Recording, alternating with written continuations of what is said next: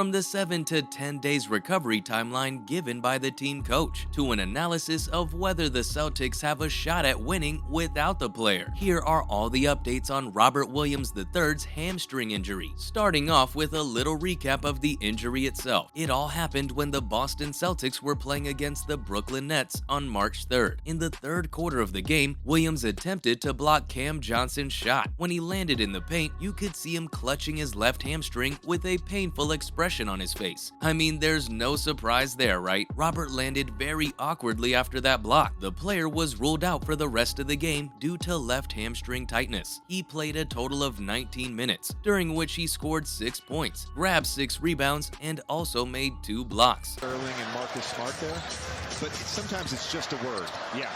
Generally that word starts with an F. Lob to Williams for the flush. Everybody was fine with them taking some time out, but of course, nobody knew just how serious the injury was. More than a week later, Robert Williams is still not playing after that fateful match with Brooklyn. Aggression to the mean. And that possession for the Nets is a great example of why it's so hard to get stops in the NBA.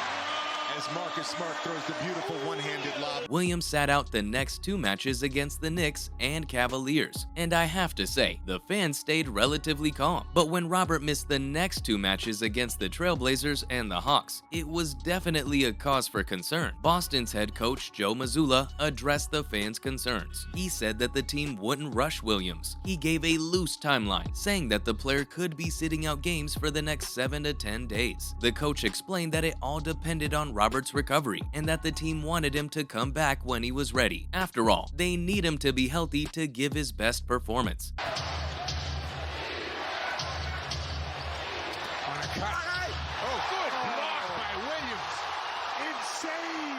The coach said that he placed his trust in Williams for a swift recovery. Knowing Williams' history, it might just take a bit longer than 10 days for him to get back in full form. After all, the poor guy has had his share of injuries this season. All that damage is bound to add up, so I wouldn't be surprised if he decides to take a longer rest. I mean, just look at how this season started for Williams. He missed the first 29 games after he underwent an arthroscopic procedure. It basically involved the removal of loose bodies, and it also targeted that pesky swelling in his left knee. Anyhow, out of the 65 or so games that the team has played this season, Robert has only played in 28 of them. That's less than half.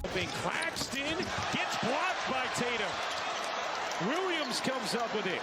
Here's Smart shoveling, and Brown finishing. His stats look pretty good for a defender, as he's averaging 8.4 points, 8.6 rebounds, and 1.2 blocks per game. He pretty much anchors the Celtics defense. 4 points in the ballgame for Tatum, their leading scorer. Oh man, Robert Williams doing what he does best. Williams here.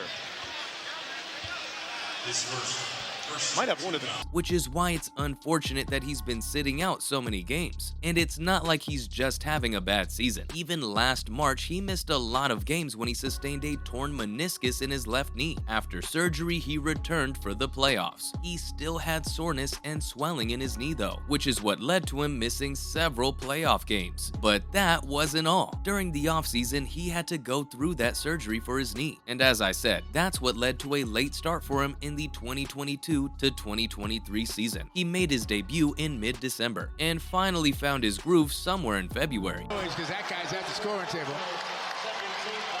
And for the first time in 30 games, here comes Rob Williams. That means we saw a month or so of good performance before Robert was pulled out with this injury, which of course begs the question, how have the Celtics been doing without him? Well, let's start by talking about their goals. After a close run-in with the trophy last season, the Celtics are adamant about taking it home this time, and you really have to admire their ambition. But sadly, they'll have to do it all without their starting center. And honestly, if you ask me, they look like they're holding up okay. Until recently, they had the the best record of the season for the majority of the championship. Things started going downhill when they lost a couple of games, but with 2 recent wins to their name, it looks like the team is making a comeback. They're still behind the Bucks and are standing in second place in the Eastern Conference, but there's just a 1-point gap between the two teams, so Boston may come back on top. They do have a bit of a threat in the 76ers though, as they're just 3 points behind. Honestly, any one of these could come out on top. Still, until just 2 games ago, the Celtics were giving their worst performance in the entire season. Trust me, they were really struggling. Even the players acknowledged it. Speaking to The Athletic, point guard Marcus Smart admitted that the team wasn't at its best right now. He placed most of the blame on the All-Star break though, claiming that everybody lost their rhythm after that, which is a fair observation. Marcus added that the players were finding it tough to get back in their groove, but he assured fans that they were trying their best. And well, after the last 2 performances, it seems like they succeeded. But of course, they could do even better with some constructive criticism. The biggest problem with the Celtics is that they struggle to finish off their opponents. They have a 4-7 record in games that ended in a tie in regulation, which just goes to show how they struggle with closing victories. The Celtics squad had a stellar 24-7 record against losing squads. That is the best record in the NBA versus teams below .5. But when the Celtics go up against winning teams, they have a subpar record of 21-14. And as much as they're struggling, you'd think that their performance would be worse without the team's starting center and best defender. But you would be surprised to know that the Celtics are doing just fine without him. Not to say he doesn't add any value to the squad. I mean, you've got to give respect where it's due. Without Robert, the Celtics have a defensive rating of 111.3. And yeah, that is pretty good. After all, it's the 4th best team in the league. But